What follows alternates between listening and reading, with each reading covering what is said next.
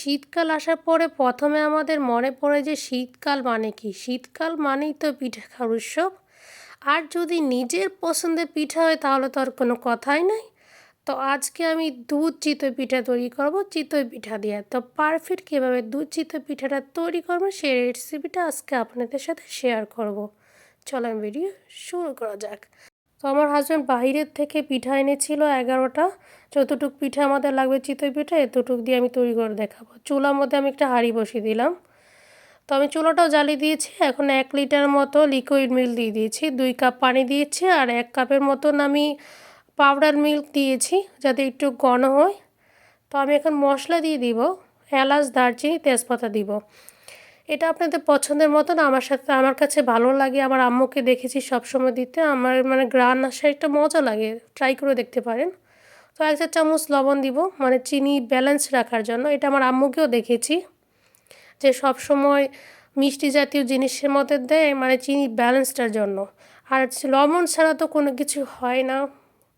লবণ এমন একটা জিনিস যে সেইটা বাদ দিয়ে যেটা জিনিস খাবারের মধ্যে দিবেন না কেন, খাবারের টেস্টটা আরও বাড়িয়ে দেয়। তো এর পাশে চুলার মধ্যে আমি গুড়কে জাল করে নিচ্ছি। গুড় দিয়ে আমি তৈরি করে দেখাবো। মানে পিঠার মধ্যে শীতকালে গুড় দিয়ে না হলে তো চলে না। গুড় এমন একটা জিনিস, শীতকালে যে কোনো পিঠা বানানোকে স্বাদ আরও দ্বিগুণ বাড়িয়ে দেয়, আর মজা লাগে খেতে অনেক। তো এখন আমি এটাকে একবার ফুটিয়ে নিয়েছি। তো দেখতে পাচ্ছেন গুড়গুলো সব সুন্দর মতন একদম গলে গেছে। এটা আমি কিছুক্ষণ ঘন করে একটু করে নেব, কেন যখন আমি দুধে ডালার পরে তখন দুধটা দেখবেন একটু বেশি পাতলা হয়ে যেতে পারে, যার কারণে একটু ঘন করে নিচ্ছি। দেখতে পাচ্ছেন সুন্দর করে ফুটে গেছে। আর 5 মিনিট পর আমি এটাকে বন্ধ করে নিব, কেন আমার এটাকে আমি 1.5 লিটার দুধটাকে আমি আর একটু কমিয়ে নিব একটু ঘন করার জন্য। এই জন্য আমি একটু পাউডার মিল্ক দিয়েছি। তো দেখতে পাচ্ছেন এটাও ঘন হয়ে গেছে। এটাকে আমি চুলা বন্ধ করে দিলাম। তো এটাকে আমি একটু কুসুম কুসুম ঠান্ডা করে নেব। তো এই যে দুধটা যতটুকু দেখতে পাচ্ছেন, তো এটাকেও আমি একটু হালকা একটু গরম কমিয়ে নিব, কেন এটাই আপনার পারফেক্ট যতটুকু আপনি বানানোর জন্য। আমি এখন যে আগে যে গুড়টাকে আমি ভালো মতন ফুটিয়ে নিয়েছি সেটাকে আমি কখনো এটাকে আমি আলাদা করে রেখে দিব।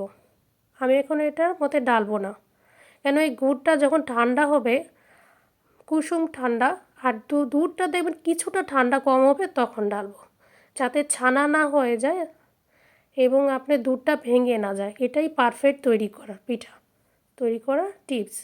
তো এইটাকে আমি কিছুটা দেখবেন মানে হিটটা কমিয়ে দিয়েছি।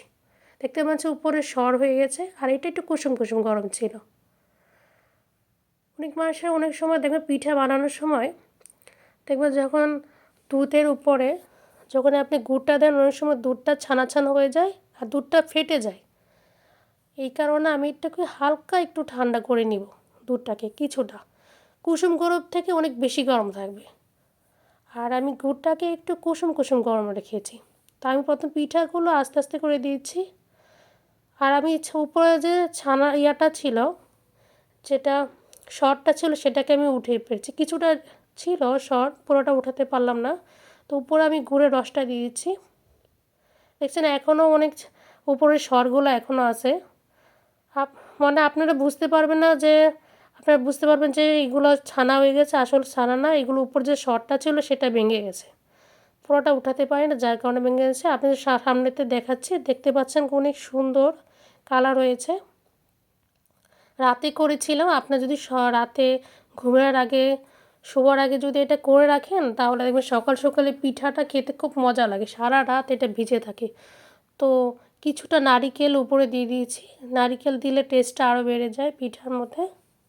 তো আমি সারা রাত এটাকে ভিজিয়ে রাখবো। আমরা সবসময় আমার আম্মুকে দেখেছি এভাবে পিঠা বানাতে। সারা রাত ভিজে একদম বড় বড় হয়ে গেছে পিঠাগুলো, দ্বিগুণ বড় হয়ে গেছে। আর এত নরম আর তুলতুলে, এগুলো দেখতে যেমন সুন্দর, মানে খেতে আরও অনেক মজা লাগে। কেউ বুঝতেই পারবে না যে আপনি এটা বাইরেতে পিঠা কিনে এনেছেন আর বাসায় এটাকে দুধ চিতই বানিয়ে নিয়েছেন, কেউ বুঝতেই পারবে না। তো আমাদের বাসায় সবাই অনেক পছন্দ করেছে পিঠাটা খেয়ে। আসলে খুব মজাদার হয়েছে, আর রসে মানে তুলতুলে হয়ে গেছে। দেখতে যে নরম, অনেক মানে রসে ভরা। তো উপরে দেখতে পাচ্ছেন যত রস ছিল সব খেয়ে একদম বড় বড় হয়ে গেছে, বাকি যে রসগুলো ছিল উপরে দিয়ে দিচ্ছি। আসলে এটা রস রস খেতেই মজা লাগে অনেক। তো এটা পরে ফ্রিজেও রাখতে পারবে অনেক দিন ভালো থাকবে এটা ফ্রিজে রাখলে। তো আশা করি আজকে আপনাদের পুরো ভিডিওটা স্টেপ বাই স্টেপ বোঝাতে পারলাম। তো আজকের জন্য বিদায় নিচ্ছি। আল্লাহ হাফেজ।